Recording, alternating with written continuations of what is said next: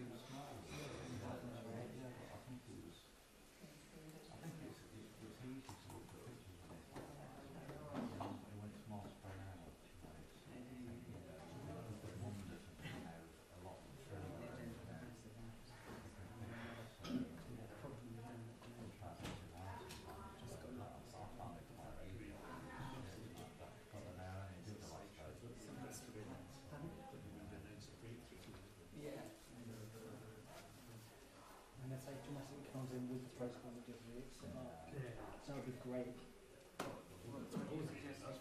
Yeah. We just walked in with a copy of the protocol and just ripped it up so many in front of us. Throws it into the crowd. Getting very excited. It's been quite often. The best thing I've seen today is the poster and the manifesto missing Jeffrey Coxon. Have you seen this man?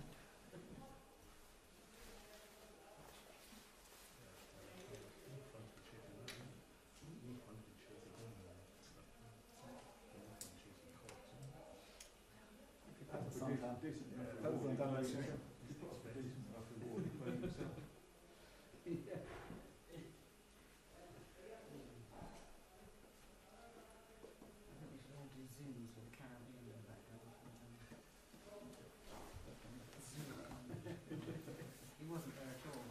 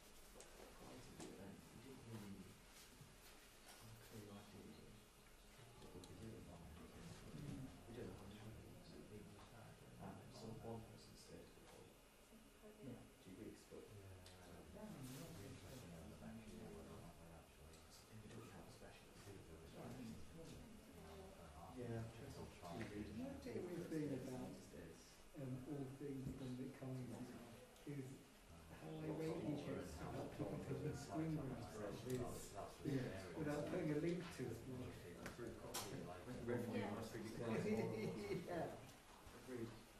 But that's what he seems to get those direct about.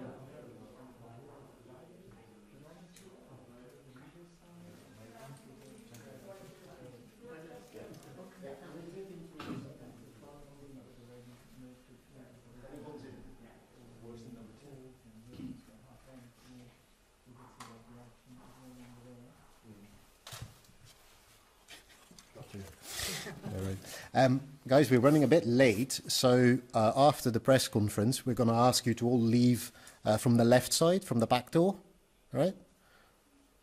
That's just here out and to the left and 10 meters, and there you are, right?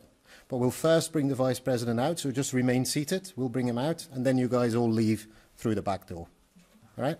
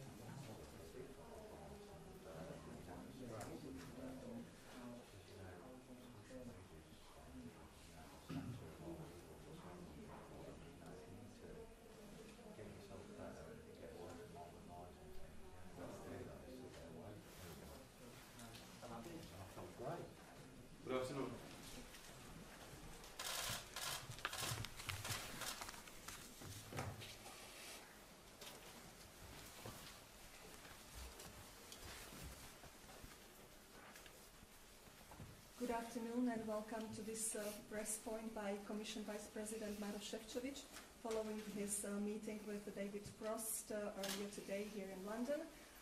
First, Vice President will give you a brief summary and then I'll take a couple of questions. Vice President, the floor is yours. Good afternoon and warm welcome to Europe House to all of you. I just held my fourth meeting with David Frost on EU package on ambitious solution that the EU proposed to facilitate the implementation of the protocol on Ireland, Northern Ireland, on the ground. My message has been clear and consistent. The European Union is committed to finding practical solutions for the people and stakeholders in Northern Ireland. Our package is a direct response to concerns they raised and makes a tangible difference. Right now, we need the UK government to reciprocate the big move the EU has made so that we give stability and predictability to Northern Ireland, a key ingredient for the local economy to flourish, so that the enhanced opportunities that the protocol and EU's package provide are realized. I acknowledge and welcome the change in tone of discussion with David Frost today, and I hope this will lead to tangible results for the people in Northern Ireland. With this aim, I also continue to engage with businesses and civic society in the Northern Ireland. I held 2 roundtables just yesterday, and I'm grateful for their constructive and valuable contributions. Talking to them always strengthens my belief that we can and must arrive at the agreed solution that Northern Ireland truly deserves. That is also why I raised forcefully that we need to make serious headway in the course of next week. This is particularly important as regards the issue of medicines. An uninterrupted long-term supply of medicines from Great Britain to Northern Ireland is the protocol-related issue on everyone's mind in the Northern Ireland. But it is also on my mind, and I stand by my commitment to do whatever it takes to address this issue in line with what industry tells us. I prefer to have a joint solution with the UK government. But if we are to amend our own EU legislation, something we are committed to do, we need to find this solution quickly. We will therefore intensify our talks next week. I'm convinced that the issue of medicines could be a blueprint for how to approach and solve together the remaining outstanding issues. So next week we will also discuss other issues, including significant reduction of customs-related red tape with a view to making serious progress. I do hope that practical solutions will prevail over any temptation at political calculation. The EU, for its part, is working around the clock to deliver such solutions and stability and predictability to Northern Ireland. David Frost and I will meet again in Brussels next Friday. Thank you. Thank you very much, Vice President. Let me open the floor to your to a couple of your questions. I'll start with Ian, BBC. First of all, you mentioned discussions on reducing red tape, and you mentioned discussions on medicines. Are you also going next week in intense discussions to discuss, as the UK government wishes you to do, governance and the role of European judges, or does that remain a red line for the EU? And secondly, the Irish European Affairs Minister today suggested that if the UK was acting as a tough guy in negotiations, this would lead to disaster. Do you share his characterization, his analysis of the negotiations? I think what is very important to underline that I came here to find solutions, and this is what's driving me throughout the whole process. And we are ready to look at any issue which is within the protocol.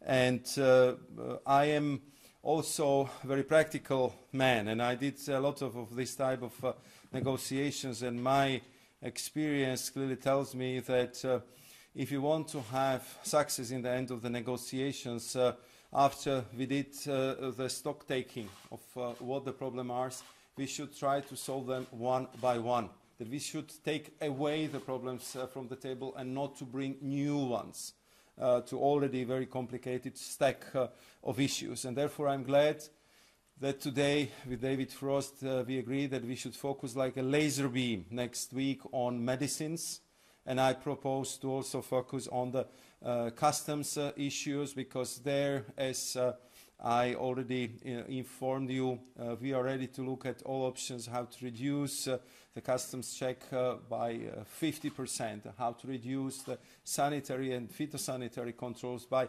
80%, how to create express lanes for the products between GB and Northern Ireland, if they are destined for Northern Ireland, and a host of other issues which I think needs to be translated into the concrete legal text and possible decisions. So therefore I think that we already did a lot of these circular discussions, debates, and we have to focus on how concretely we are going to address this issue, and I'm glad that we agreed that this should be our priority for the next week.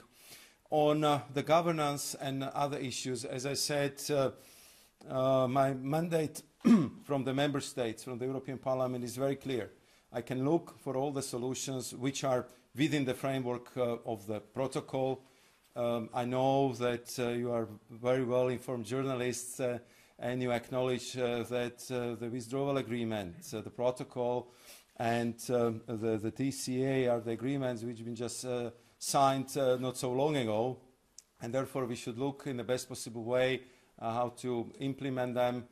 And here we are showing a lot of flexibility and creativity, how to make it in the least obtrusive way for people in Northern Ireland, and how at the same time to consolidate that huge opportunity which I think the business leaders in the Northern Ireland are realizing right now, that the Northern Ireland would be a unique place on this planet, because it would be at the same time of two very important markets, 450 million customers in the EU, the whole UK market, and they already realize what kind of opportunity this is for them.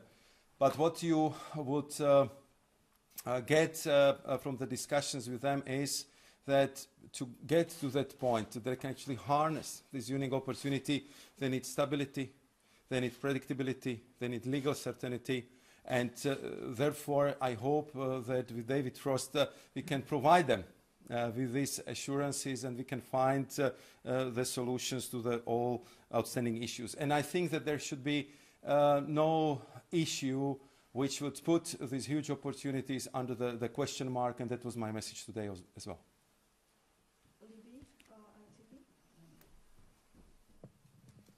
You talked about the change of tone. I mean, do you get the sense that Lord Frost now is reluctant to talk about triggering Article 16, and do you believe a deal is in sight? If it comes to Article 16, to be quite honest, it came in a communication between EU and UK too often. And therefore I said also in my introductory remarks that I appreciate the change of tonality, of course, also the way how we discuss the issues today, the agreed focus on very concrete topics for the next week, and I will always work for the convergence, for the constructive solutions, and for the common approach. Therefore, I'm insisting so much that as far as we can judge the agreed solution all in the field of the medicine is actually quite low-hanging fruit. And I believe that if our experts put their mind to it, they can actually resolve it within a week. I really believe so, because I mean we are so close, and I hope that it would be a moment which would create the positive dynamics, a new momentum in our discussions, which would hopefully open other doors and lead us to the success. That's definitely the logic with which we are working, and I hope that our British partners would follow the same attitude.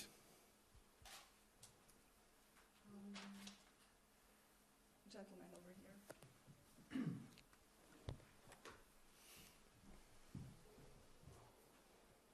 Hi there, Paul McNamara from Channel 4 News. Oh, sorry, there we go. I hear you. Hi there. Can I just confirm then, so on your part, has there been any change in the role that you see the European courts having? And has David Frost given you any indicator that the UK government's position on the role of European courts has changed? I think if it comes to the European Court of Justice, I think what is very important to underscore here that European Court of Justice is the guardian of the single market rules, and single market rules in the EU, and of course single market rules in the Northern Ireland. And you would understand that the European Union needs to protect the integrity of the single market, and I was just describing what kind of a huge benefit, enormous opportunity this is for the Northern Ireland economy, and therefore we wouldn't like to put it at risk, because without the European Court of Justice jurisdiction there is no access to the single market. So that's very clearly, I would say, the legal logic in this respect, and therefore I was very much advocating that we should focus on the practical matters, which I hear a lot from my ongoing discussions with the Northern Irish interlocutors. And when I talked to them, and I had my extensive consultations yesterday, what was number one issue? Medicine. What was number two issues? It's customs-related procedures, SPS checks, and also how the Northern Irish stakeholders, be it businesses, be it MLAs, be it civic society, how they could be better involved in structured dialogues in the dealings of the protocol. And for all that, we proposed very concrete solutions in our non-papers, and we are ready, in a close cooperation with our UK partners, to develop them in the concrete legal text and solutions. So I thought that we should really focus our energy on that. So no, nothing's changed in the European courts? On the European courts, on our side, definitely nothing changed. Thank you very much, Vice President. This concludes our press conference. Thank you very much for coming. Thank you.